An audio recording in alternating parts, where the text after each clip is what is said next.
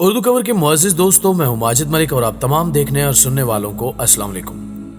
ناظرین گرامی، سید اسما بنت یزید رضی اللہ تعالی عنہا سے مروی ہے کہ رسول اللہ صلی اللہ علیہ وآلہ وسلم نے ارشاد فرمایا کہ گھوڑوں کی پیشانیوں کے ساتھ قیامت کے دن تک یعنی ہمیشہ کے لیے خیر وابستہ کر دی گئی ہے۔ پس جس شخص نے اللہ تعالیٰ کی راہ کے لیے تیاری کرتے ہوئے گھوڑا باندھا اور اسی کے راستے کی خاطر ثواب کی نیت سے اس پر خرچ کیا تو اس گھوڑے کا سیر ہونا، بھوکا ہونا، سیراب ہونا، پیاسا ہونا اور اس کا پیشاب، یہ سب چیزیں قیامت کے دن اس کے ترازو میں کامیابی کا باعث ہوں گی۔ لیکن جس شخص نے گھوڑے کو ریاکاری، شہرت اور اطراحت کے لیے پالا تو اس کے لیے سیر ہونے، بھوکا رہنے، سیراب ہونے یا پیاسا ہونے اور اس کی لد اور پیشاب، یہ سب چیزیں قیامت کے دن اس کے ترازو میں خسارے کا باعث بنے گی۔ آج کی زیر نظر ویڈیو میں ہم آپ کو اسلام کے نقطۂ نگاہ سے گھوڑوں کے متعلق کچھ ایسے حقائق بتائیں گے جنہیں جان کر آپ حیران رہ جائیں گے، اور یہ کہ حضور اکرم صلی اللہ علیہ وآلہ وسلم نے گھوڑوں سے متعلق کیا ارشاد فرمایا۔ لہٰذا آپ سے التماس ہے کہ اس قیمتی ویڈیو کو شروع سے لے کر آخر تک ضرور دیکھیے گا، اور اگر ویڈیو اچھی لگے تو اسے لائک کرتے ہوئے اپنے دیگر دوستوں کے ساتھ شیئر کر کے ہماری حوصلہ افزائی ضرور کیجیے گا۔ تو آئیے چل کر موضوع کا آغاز کرتے ہیں۔ ناظرین گرامی، زمانہ جاہلیت میں عربوں کو گھوڑوں سے بہت زیادہ شغف تھا۔ وہ گھوڑوں کو اپنی اولاد پر فضیلت دیتے تھے۔ جس شخص کے پاس گھوڑا نہ ہوتا تو اسے قوم تانے دیا کرتی تھی۔ عربوں کے معروف شاعر اشرا نے ایک عرب قبیلے کو اپنے اشعار میں تانا دیا کہ تم کیسی قوم ہو جو گھوڑوں کو اہمیت نہیں دیتی۔ عربوں کے شرفاء اور قبیلوں کے سردار گھوڑوں کی خدمت خود کیا کرتے تھے۔ وہ یہ کام خدام اور غلاموں سے نہیں لیتے تھے۔ عربوں کے حکماء کہا کرتے تھے کہ قبیلوں کے سردار اور شرفاء کے لیے 3 کام کرنے میں آر نہیں: والد، مہمان اور گھوڑے کی خدمت۔ گھڑ سواری اور دوڑ کے مقابلوں میں شرکت قابل فخر ہوا کرتی تھی۔ اس سلسلے میں وہ اپنے کارناموں کو اشعار میں ڈھالتے اور عکاظ جیسے بڑے میلوں میں ان اشعار کو دہرایا کرتے اور فخر کیا کرتے تھے۔ اسلام نے بھی گھوڑوں کی اہمیت اور افادیت کو تسلیم کرتے ہوئے گھوڑے پالنے کی ترغیب دی ہے۔ گھوڑوں کی اہمیت کا اندازہ اس بات سے بھی لگایا جا سکتا ہے کہ قرآن مجید میں اللہ تعالیٰ نے گھوڑوں کی قسم کھائی ہے۔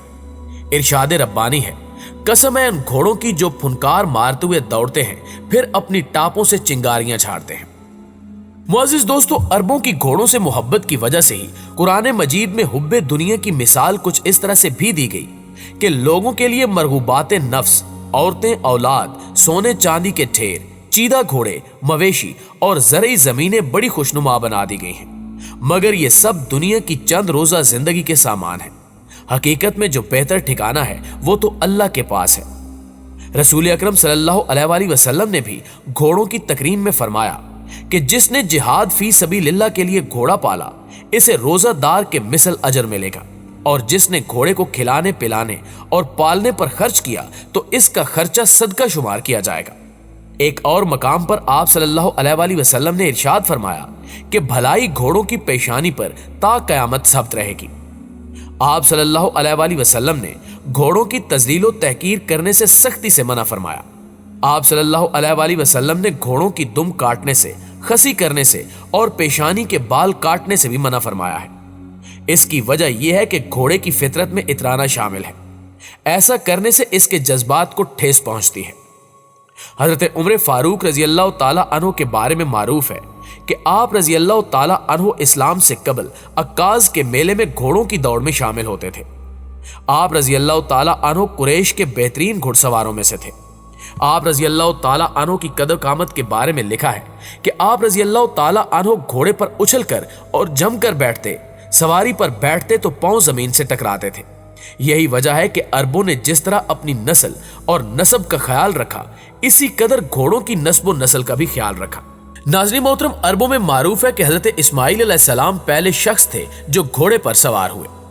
حضرت داؤد علیہ السلام کے بارے میں ہمیں ملتا ہے کہ آپ علیہ السلام کو گھوڑوں سے خاص شغف تھا۔ آپ علیہ السلام کے پاس 1000 گھوڑے تھے جو حضرت سلیمان علیہ السلام کو ورثے میں ملے۔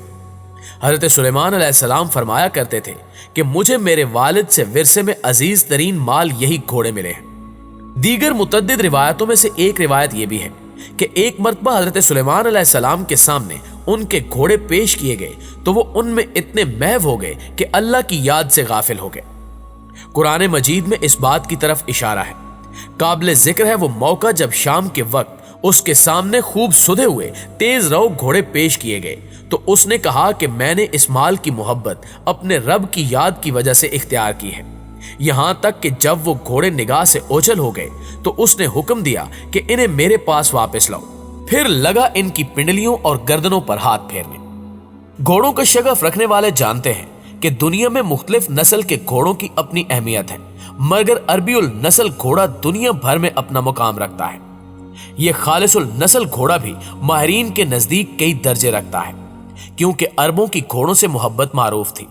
वो अपने घोड़ों से इस कदर मोहब्बत करते थे जैसे कोई आदमी अपनी औलाद से मोहब्बत करता है। इसी शगफ की वजह से अरबों के हां घोड़ों के कई कई नाम हैं। अरबों के मारूफ उलमा व मुफक्किरीन और दानिशवरों ने घोड़ों की अकसाम पर कई किताबें तसनीफ की हैं। इन किताबों में इब्ने कल्बी की किताब अंसाबुल खील यानी घोड़ों की नस्लें, गनजानी की घोड़ों के नाम और नस्लें, इस्मा की घोड़ों के मुतल्लिक शाफी जवाब और इब्ने हजील उंदलसी की हलीफतुल फुरसान मारूफ किताबें हैं। इन बुजुर्गों के अलावा साहिबी, नमीरी उंदलसी, दमयाती और हाल ही में सऊदी अरब के तारीख दान हमद अल जासिर ने भी घोड़ों की कई अनवाओ अकसाम, नस्लों और दीगर मुख्तलिफ अमूर पर किताबें तहरीर की हैं। मुअज़्ज़िज़ दोस्तों, अरबी के मारूफ मुफक्किर अलामा जायज ने अपनी किताब में लिखा है कि अरबों की तरह दुनिया की कोई कौम नहीं जो घोड़ों से इतना शगफ रखती हो। ना ही कोई कौम दुनिया में ऐसी है जिसे अरबों से ज्यादा घोड़ों का इल्म हो। घोड़े का अरब की जिंदगी से ना सिर्फ गहरा ताल्लुक है बल्कि ये इनकी जिंदगी का अटूट हिस्सा है। यही वजह है कि अरबों की जुबान और शेर व अदब में घोड़ों का बहुत ज्यादा जिक्र मिलता है। घोड़ों ने अरब शौरा के ख्याल की सैराबी की तो इन्होंने घोड़ों की मुख्तलिफ खसालो आदात को शेर में समो दिया। जमाने कदीम में घोड़े ना सिर्फ सवारी और खेल के मैदान में इस्तेमाल होते बल्कि अहम तरीन जंगी सामान थे।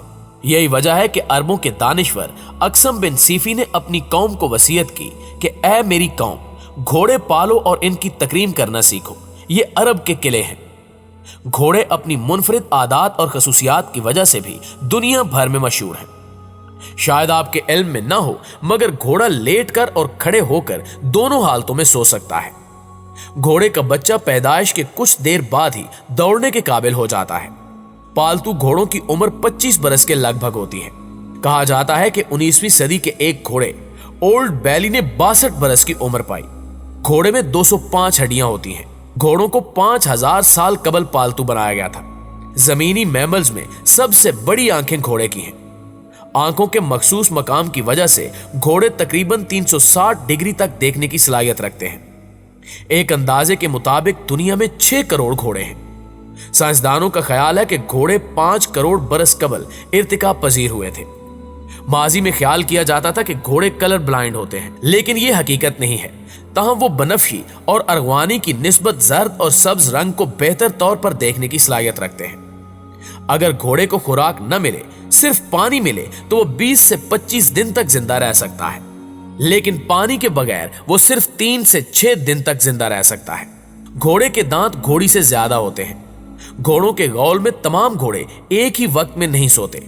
इनमें से एक खड़ा रहता है ताकि खतरे से खबरदार कर सके।